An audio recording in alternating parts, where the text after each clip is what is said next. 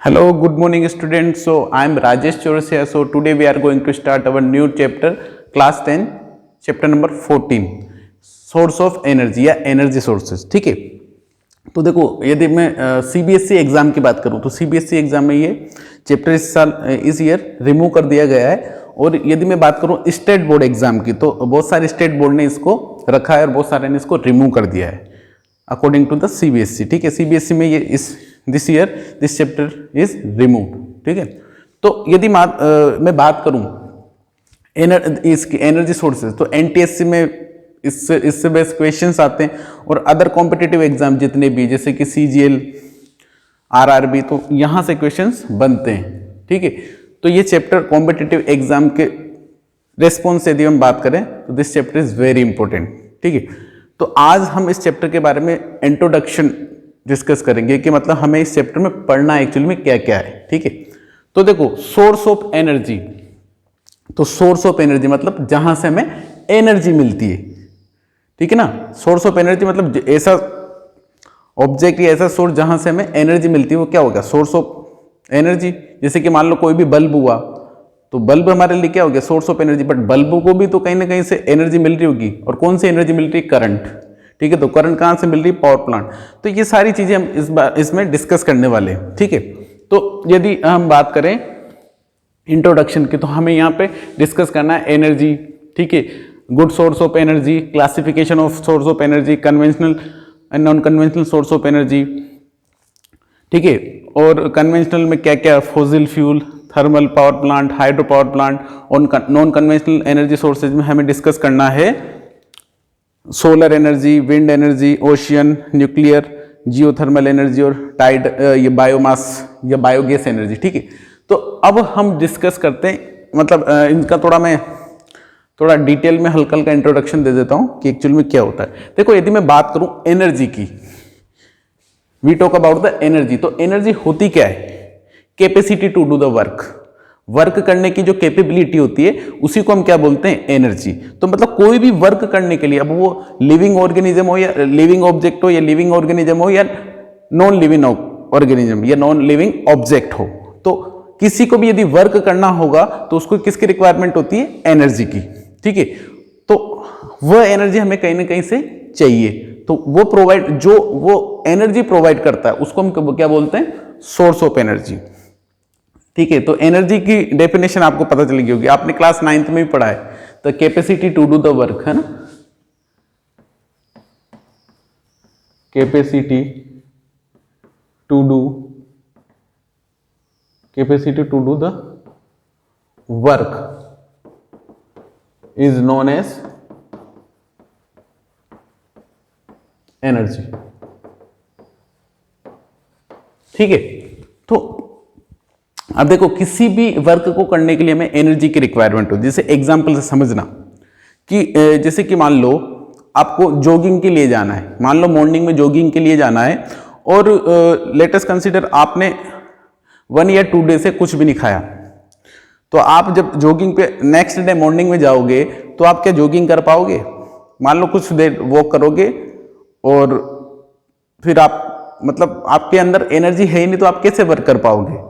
तो हमें किसी भी वर्क को करने के लिए किसकी रिक्वायरमेंट होती है, एनर्जी। मस्ट है कि हमें एनर्जी चाहिए ही चाहिए, यदि एनर्जी नहीं होगी तो हम वर्क नहीं कर पाएंगे। ठीक है, अब देखो good source of energy, good source of energy क्या होगा, मतलब देखो किसको हम अच्छा सोर्स ऑफ एनर्जी बोलेंगे। ठीक है, ये नहीं कि कोई अच्छी एनर्जी दे रहा है कोई बुरी एनर्जी दे रहा है, देखो ऐसा कुछ होता नहीं है। ठीक है ना, तो देखो good source of energy, good source of energy का मतलब होता है कि जो एनर्जी अच्छी हो, मतलब हमारे लिए यूजफुल हो, हमारे लिए बेनिफिशियल हो। अब देखो समझना है गुड्स, इसको अपन डिटेल में एक एक टॉपिक अपन पढ़ेंगे, बस आज हम इंट्रोडक्शन पढ़ रहे हैं। ठीक है, तो गुड सोर्स ऑफ एनर्जी क्या होगा, जैसे कि लेटेस्ट कंसिडर, मान लो आपके कोई गेस्ट आ रहे हैं। ठीक है, समझना, आपके कोई गेस्ट आ रहे हैं और आपके पास 2 सोर्स है, आपके गेस्ट आ रहे हैं और आपके पास 2 सोर्स है। मान लो जैसे कि एक तो वुड है, देखो हमें एनर्जी किस किस से मिलती है, वुड और मान लो LPG जो आपके सिलेंडर में होती है। ठीक है, अब मान लो आपको दिन भर का खाना बनाना है तो कितनी सारी आपको वुड की रिक्वायरमेंट होगी, ठीक है। और देखो जब भी मान लो आपको मॉर्निंग का बनाना है तो उसके लिए भी बहुत ज़्यादा एनर्जी की रिक्वायरमेंट होगी, तो उसके लिए वुड बहुत ज़्यादा चाहिए। ठीक है, फिर आपको मान लो लंच बनाना है तो उसके लिए भी आपको बहुत ज़्यादा हीट की रिक्वायरमेंट होगी, तो उसके लिए वुड की बहुत ज़्यादा रिक्वायरमेंट होगी। ठीक है ना। फिर मान लो आपको रात का डिनर बनाना है तो उसके लिए भी क्या, तो हमें कितने ज़्यादा मतलब वुड की रिक्वायरमेंट होगी। बट वही चीज़ यदि मैं एलपीजी के लिए, लिक्विड पेट्रोलियम गैस, है ना, तो एलपीजी जो आपके सिलेंडर्स में होती है, ठीक है, तो इसकी बात करूं तो देखो आप एक सिलेंडर लाते हो और उसको बस रेगुलेटर लगा के उसको बर्नर तक पहुंचा देते हो उस गैस को, और फिर बस आप लाइटर से उसको जलाओ और आप जो भी करना है आप करो। तो ये नहीं कि आपको बार बार लानी पड़ रही है। ठीक है, मतलब मेनली अच्छी तरीके से, मतलब जैसे कि अपन प्रॉपरली यूज करें तो 1 मंथ तो आपका सिलेंडर चल ही जाता है। ठीक है, तो ये तो मतलब इसके कंपेयर में क्या हुआ, एलपीजी देखो हम इसने स्पेस भी कम घेरा है। देखो यहाँ मान लो आपको दिन भर का खाना बनाना है तो कितनी सारी वुड की रिक्वायरमेंट होगी, और इसको मान लो one place to another place transfer करना हो तो इसको कितनी ज्यादा दिक्कत आएगी हमें वुड को ट्रांसफर करने के लिए। ठीक है, और फिर इतना प्लेस घेर रही है फिर भी इतनी एनर्जी नहीं दे पा रही, और ये कुछ एनर्जी मतलब यदि हम कुछ एलपीजी निकालेंगे तो वही बहुत सारी वुड की इक्वल हो जाएगी। तो ये सारी चीजें हम किसके बारे में पढ़ेंगे, गुड सोर्स ऑफ एनर्जी। तो यदि हम दोनों में कंपेयर करें तो हमारे लिए कौन सा अच्छा सोर्स ऑफ एनर्जी हुआ, एलपीजी, क्योंकि ये हमारे लिए इजी है, यूजेबल है, इजी यूजेबल है। ठीक है ना, और बहुत सारे बेनिफिशियल है इसके, या बहुत सारे बेनिफिट है हमारे से, तो हम ये कह सकते हैं कि this is the good source of energy. ठीक है, तो ये सब चीजें अपन डिस्कस करेंगे जब अपन इनको डिटेल में डिस्कस करेंगे। Classification of source of energy, तो देखो there are the 2 types of the energy.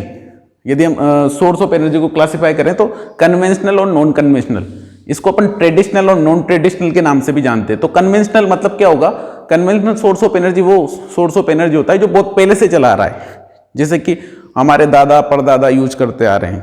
ठीक है, जैसे कि कन्वेंशनल सोर्स ऑफ एनर्जी में फॉसिल फ्यूल, जिसमें कि क्या आ जाएगा आपका कोल आ जाएगा, नेचुरल गैस आ जाएगा, ठीक है, पेट्रोल,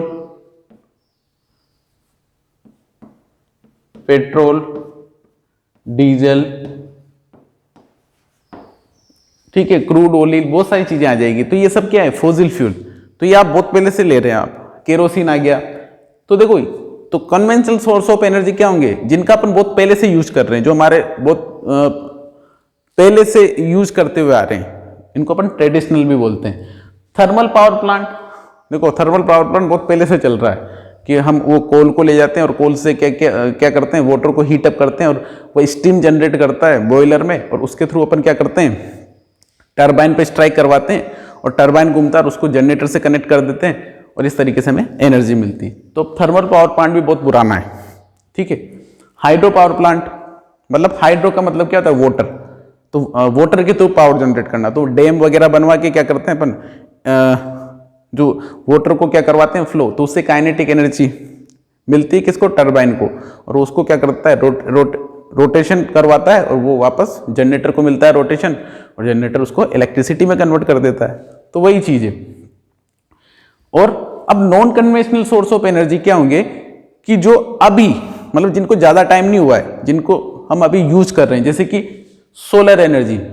ठीक है ना, सोलर एनर्जी जो आपने सोलर प्लेट्स वगैरह देखी होगी, सनलाइट का यूज करके हम क्या करते हैं, इलेक्ट्रिसिटी जनरेट करते हैं, और बहुत सारे अप्लायंसेस को हम चलाते हैं इसके थ्रू। ठीक है, इससे हम क्या करते हैं, इलेक्ट्रिसिटी जनरेट करते हैं। विंड एनर्जी, आपने विंड मिल वगैरह देखी होगी, तो जहां पर भी मतलब विंड का flow approximate 15 kilometre per hour होता है, तो वहां पर अपन क्या करते हैं, मेनली ओशियन इलाके में जहां पर प्रेशर डिफरेंस ज्यादा होता है, वहां पर अपन क्या करते हैं, विंड मिल लगाते हैं, और उसके थ्रू वो क्या होता है, विंड रोटेट करती है, जो विंड की जो ब्लेड होती है विंड मिल की, है ना, तो रोटेट करती है, और उसके पीछे क्या होता है, जनरेटर, और वो क्या करता है, उसको इलेक्ट्रिकल एनर्जी में कन्वर्ट। ओशियन एनर्जी, देखो ओशियन के थ्रू हमें 3 टाइप्स की एनर्जी मिलती है, ocean thermal energy, ocean tide energy, और ओशियन वेव एनर्जी, ओशन से जो वेव एनर्जी होती है उससे उसके थ्रू हम टरबाइन को रोटेट कराते हैं। ओशन थर्मल एनर्जी हम क्या करते हैं, जो रेफ्रिजरेंट होता है जैसे कि थर्मल पावर प्लांट, ऐसे जो उनका टेम्परेचर डिफरेंस होता है, जो ओशन के अपर वाटर और लोअर वाटर का जो टेम्परेचर डिफरेंस होता है उससे हम क्या करते हैं, उसका यूज करके हम एनर्जी जनरेट करते हैं। ये हम पढ़ेंगे डिटेल में। अभी हम टाइडल एनर्जी, टाइड के थ्रू, ठीक है, हाई टाइड लो टाइड के थ्रू हम क्या करते हैं, एनर्जी जनरेट करते हैं। न्यूक्लियर एनर्जी, इसको सब जानते होंगे, ठीक है, हम यूरेनियम को ब्रेक करके, जो न्यूक्लियर पावर प्लांट के बारे में सुना होगा आपने, ठीक है ना। इससे जब भी हम किसी भी न्यूक्लियर को ब्रेक करते हैं तो एक ह्यूज अमाउंट में एनर्जी फ्री होती है, और उस एनर्जी का यूज अपन क्या करते हैं, वाटर को स्टीम में कन्वर्ट करने के लिए करते हैं, और उस स्टीम को हम टरबाइन पे स्ट्राइक करवाते हैं, ठीक है।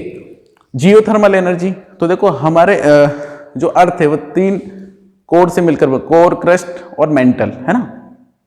तो जो मेंटल होता है, तो जो हॉट स्पॉट होता है, तो वहां से अपन क्या करते हैं, उस हीट को निकालते हैं और उसका यूज किस में करते हैं, उस जो हीटिंग वाटर होता है, ठीक है, उस हीटिंग वाटर से हम क्या करते हैं, टरबाइन को रोटेट करवाते हैं। मतलब अर्थ से हम एनर्जी को निकाल के उसका यूज करते हैं जियोथर्मल एनर्जी में, ठीक है। तो ये सारी चीजें थी जो हमें इस चैप्टर में पढ़नी है, ठीक है। जो एक्चुअल में जो चैप्टर स्टार्ट होगा वो होगा नेक्स्ट वीडियो से। ओके, तो आई थिंक आपको इंट्रोडक्शन समझ में आया होगा, ठीक है। Okay, thank you.